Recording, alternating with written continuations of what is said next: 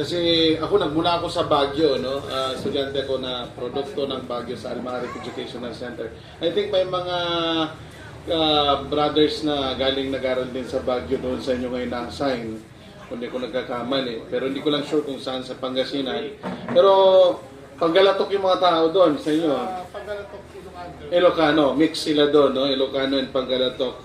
Kasi marami tayong mga kilala doon na mga balik Islam na nandoon galing sa area nila. So alhamdulillah, no, napakalaking bagay yung ganong klaseng maunawaan natin yung ating pananampalataya.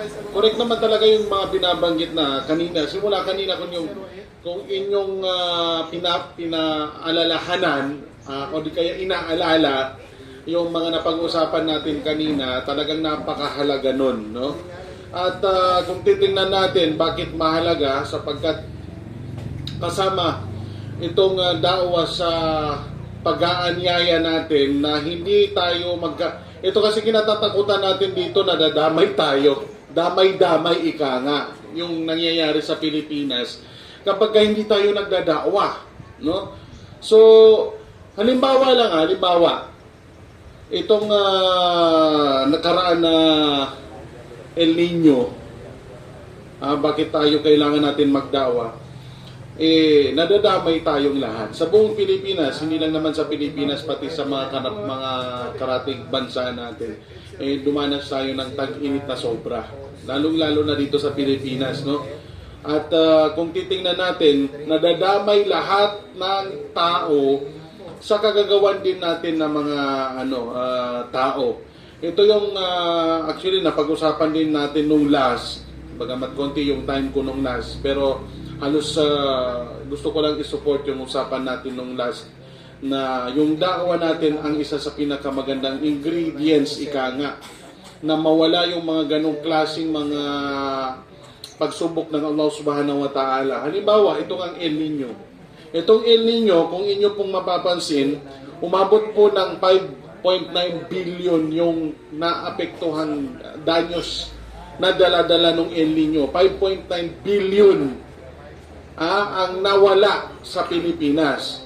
So kung yung 5.9 billion na yun is ginastos sa development, ginastos sa mga magagandang development sa isang lugar, malayo-layo yung kanyang mararating. Ika nga. O halimbawa na lang, hindi na ipapadevelop sa isang lugar, ibili na lang o ibigay na lang sa mga tao yung 5.9 billion na yun, di marami-raming matutulungan.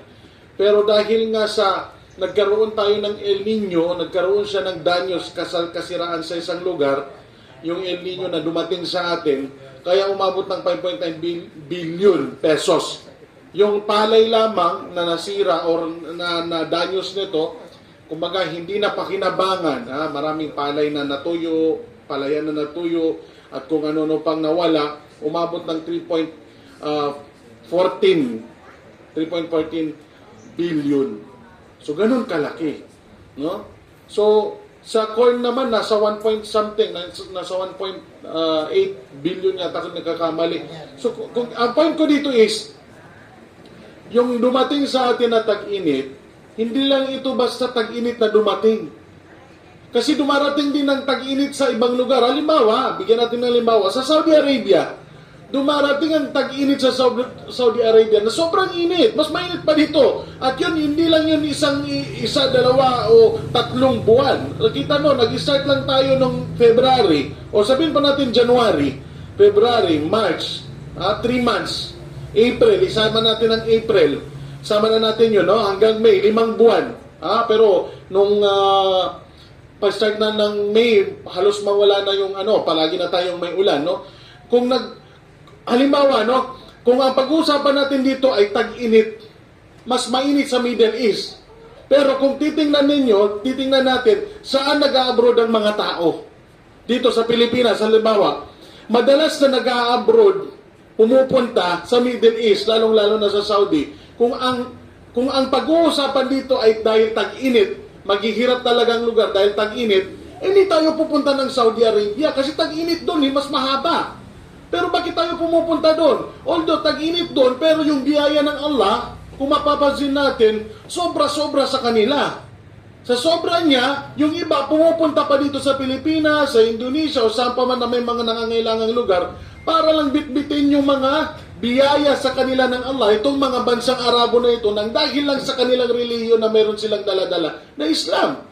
So sa kabila ng wala silang puno, wala silang ilog, wala silang income na, kung titingnan natin, di katulad sa atin dito sa Pilipinas, ang dami nating puno, pwede nating pagkakitaan, ang dami nating palay, nyug, ano pa man na mga agricultural product, pero bakit mahirap pa rin ang Pilipinas? Kung titingnan, na-gets ba yung point? Ang daming biyaya sa Pilipinas, pero bakit mahirap? Dahil yun sa parusa ng Allah sa mga tao. Halos wala ng biyaya doon sa Saudi Arabia, pero bakit mayaman? Dahil nga kukunti or marami yung nakakaalala sa Allah. So, dahil sa pag-aalala ng mga tao sa Allah, yung biyaya ng Allah sobrang dami.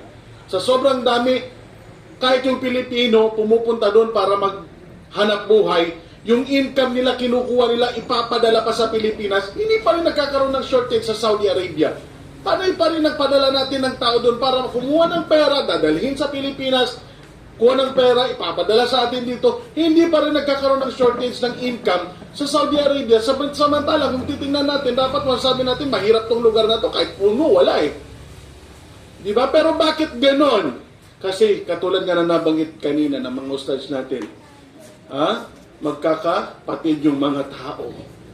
Nandoon yung limu, habag ng Allah. Nandoon yung awa, pagmamahal ng Allah. Bakit nandoon? Kasi nga yung Islam nandoon sa puso nila. So ito sa atin, ang point ko dito is, mayaman kung tutuusin tayo mga Pilipinas. Pero bakit tayo naghihirap? Kasi nadadamay tayo. Nadadamay-damay. Nadadamay-damay tayo dito. Kung titingnan natin, maswerte pa tayo dito sa Cotabato City. Kasi kahit na El Nino, minsan umuulan. Kanina, nabagay, kasi ito kasama ni brother na from Pangasinan, si Sir Mangulamas from Pangasinan. Ito kasama niya kasi apo niya na, no? Kapatid yata nung lolo nito, no? Itong si brother. Kasama ko yan na engineer namin, no? Nakwento niya, kasi palagi kami sumasama sa mga ustads, mga ulama. Hindi lang sa mga ustads natin sa Dawa, pati sa mga hufads.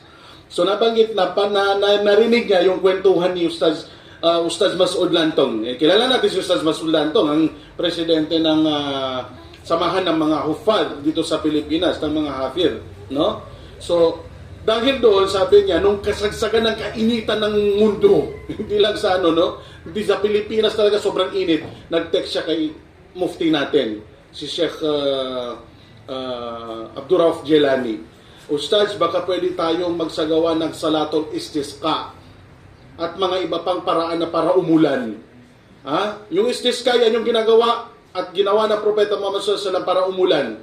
Pag text niya kay sa ating mahal na mufti, automatic natagat na ng ating mahal na mufti, magre-reply siya. Habang nagre-reply, umulan. This is real na nangyari. Ito lang El Nino.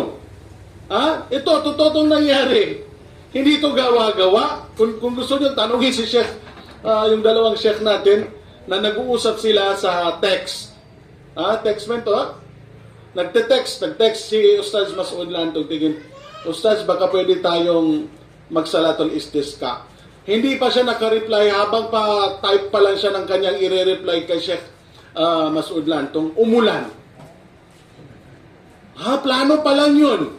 So, ano yung reason? Kasi nga, pag-alala sa Allah, pagka tayo nagpapasalamat sa Allah, yung rizki ng Allah, automatic yan. Kaya magkaiba si mayaman na bansa, mayaman tayo kung tutusin. Ang dami nating tubig. Ang dami nating palaya, ang dami nating halaman sa Pilipinas, pero mahirap. Bakit? Kasi nga, hindi umaalala ito sa Allah. Pero yung mahirap na lugar, kung titingnan natin, dapat mahirap na lugar, sila yung mayaman. Bakit? Kasi palaging umaalala sa Allah. Palaging may connection sa Allah. Sa atin, Tabiabo, meto ba sa nalabit kakakonto tingin, bakikinag si Blambasani. Ang daming lecture, pero bakikinag si Blambasani. dapat pag makikinig tayo, isabuhay mo na kaagad, implement mo na kaagad para hindi makalimutan. So ganun tayo na dapat na mananampalataya. Ha? So, nandito na yung attack and destroy na tinatawag natin. Ustad, kinikahalan ko, no? Dahan-dahanan na natin i-close yung ating program, no? Una-una, gusto namin pasalamatan yung lahat ng mga sponsors natin, lalong-lalo na sa Kaniba Panagip Tungkay at sa kanya may bahay na si Auntie Babay Gayak Tungkay, no? Kanilang tandem na mag-asawa ay napaka-baraka. Yan yung tanda ay nagagamit yung kanilang income, yung rizki ng Allah sa mga katulad nito na biyaya ng Allah at mga para sa Allah din. At gusto natin salamatan yung mga ustads natin, pati yung mga viewers natin na nandyan sa kanilang mga bahay, at yung mga kasama natin na nandito ngayon. At kay brother na bumisita galing Pangasinan, Assalamualaikum sa inyo lahat. Maraming nanonood sa atin, no? Iba't ibang panig ng Pilipinas at iba't ibang panig ng mundo. Sa inyong lahat dyan, hindi na natin kayang isa-isahin. No? So, hanggang dito na lamang. I-close na, ustads. Okay? So, close natin sa Kaparatul Majlis. Subhanakallah wa bihamdika asyhadu an la ilaha illa anta wa nastaghfiruka wa natubu ilaik wa akhiru da'wana alhamdulillahi rabbil alamin. Assalamu alaikum warahmatullahi wabarakatuh. Waalaikumsalam. Bro, paki-off mo lang yung akin dyan.